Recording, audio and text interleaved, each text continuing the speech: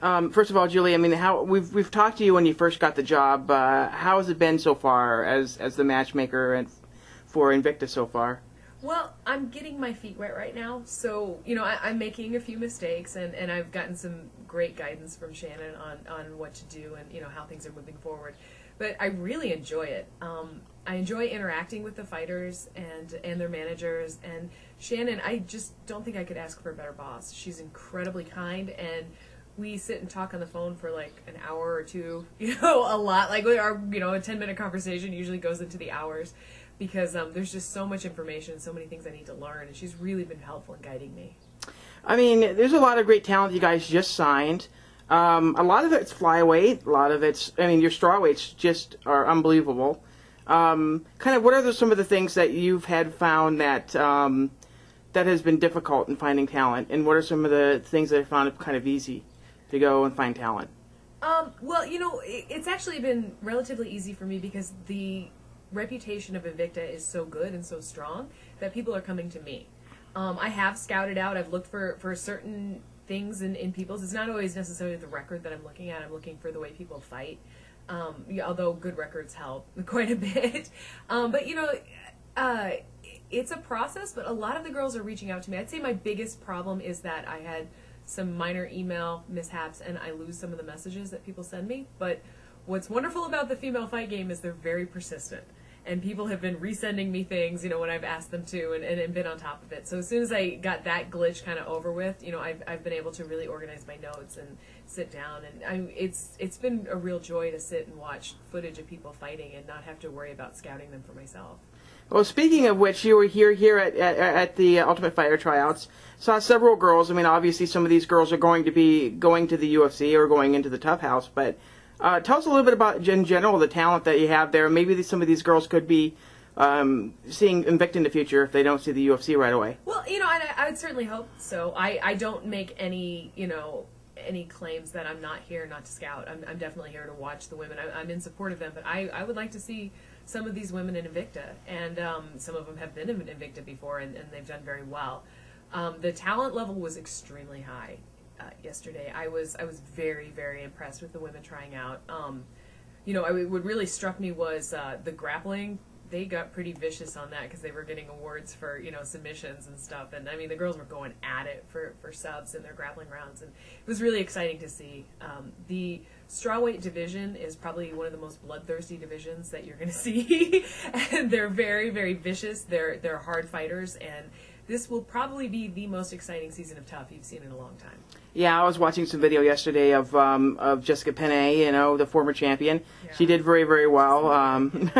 Jenny Lau did an absolute awesome job. I think she did basically a flying triangle from her knees. It was pretty incredible, yeah. And that's the thing is, that's what I like about this division of fighters is they're very hungry, and they're very outspoken, very brash. A lot of them. Some of them aren't. I mean, it's different people, a different group of people, but for the most part, strawweight division, they go for the kill. Yeah, I mean, obviously a lot of the people were Americans with the exception of a couple, but a lot of the talent that Invicta has gotten is international. We're seeing a lot of the international talent being brought in, Mexico, Europe, Asia as well. I mean, what does that mean to you as a brand? As Invicta, I mean, this is an incredible kind of find, incredible kind of thing to be able to be kind of almost an international organization now. Yeah, well, I mean, you said it there. We are an international organization.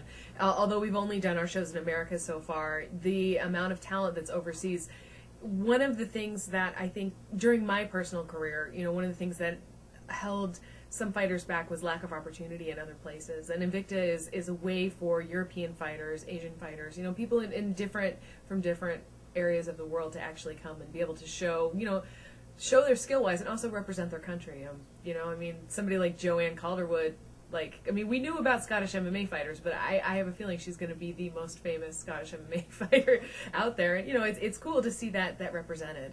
You see those little montages sometimes at the beginning of shows where they do pictures of the girls the fighters with their flags from their different countries, and if you look at some of that and you see the amount of international talent that's represented, it's something we take a lot of pride in. Now, speaking of the divisions, we'll go up to 135. I mean, We haven't seen the 135ers necessarily rebound as much. Is that something that you're keeping in mind, and is that something that you're looking out for? Maybe some more fresh bantamweight talent. Obviously, people are kind of complaining that sometimes that the UFC doesn't have enough bantamweights there as well, and this obviously Invicta is a really great gateway to be able to do that. So are you kind of being on the lookout for bantamweight talent now? Well, yeah, I'm on the lookout for talent of all divisions, and to be honest with you, people are going to find something to complain about everything. If you sign somebody, they're going to be like, well, why'd you sign a foreign fighter instead of this girl? And it's like, well, because the fighter that I signed is the best fit for our company at this time, and this is what I'm looking for. So, yeah, people are always going to find something to complain about. But of course I'm looking for bantamweight talent. I'm looking for talent in all weight classes. And, we've actually signed some pretty talented girls to Invicta, to help replenish the ranks. So I'm excited to see them in action. People like Cindy Dandoise is a bantamweight now. People like that who maybe, haven't gotten enough exposure or anything like that, we're going to be able to see what they can do in this weight class. I mean, yeah, we're kind of waiting on the announcement, the long-awaited announcement of when the next card's going to be. They said Janice has said June, and basically the television partner and all that as well. So I think we're all a little bit excited. We're all getting a little bit I'm antsy. excited too. I'd love it to be announced. Yeah, we're all getting a little bit antsy on that. I mean, people are going, when are we going to hear it? I don't blame them, and I think it's a testament to what a good product we put out there, that people are antsy to see it happen. And I can assure you, with the talks I've had with Shannon, the company's moving in a very, very good direction. Things are very good. It's not my news to tell. it will be told at the appropriate time when it's appropriate legally and everything like that. We want to make sure that we are not shooting ourselves in the foot by jumping the gun on announcing things before they're actually 100% clear. We are always looking out for the fighters, and we're looking out for the good of the company. So coming from a former fighter who I know what it's like to be on the shelf. My heart is going out to you ladies right now. I know what it's like not to have fights and to be anxious and to want to start camp and everything like that. And believe me, I completely sympathize with you. And we are working our tails off to make sure you guys have the environment to fight in, and you have the exposure that you deserve as fighters. And so, in that, it sometimes becomes a waiting game.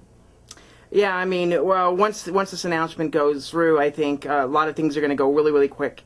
I know Shannon wants to get as many shows out there as possible this year, so, I mean, obviously that's going to be a possibility once this gets announced, so I think we're really looking forward to it. Anything else you want to add? No, I just, congratulations to everybody who tried out for the Ultimate Fighter, for the strawweight division. They did amazing, and I'm really looking forward to this season, and Invicta's coming. Be ready.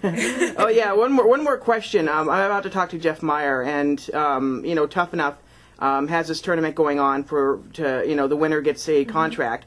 Well, and it seems like this is going to be a recurring deal. What does that mean to you to have like a partner, an amateur partner, to be able to develop a little bit of talent so they can go to Invicta? Well, I think it's fantastic.